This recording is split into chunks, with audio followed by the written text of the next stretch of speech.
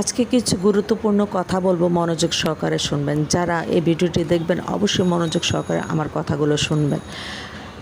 আমার অবস্থান থেকে যারা তেলে বেগুনে জ্বলে উঠছেন, হিংসা করছেন, অহংকার করছেন, পিছু থেকে সমালোচনা করছেন, তাদের উদ্দেশ্যে আজকে আমার এই ভিডিওটি।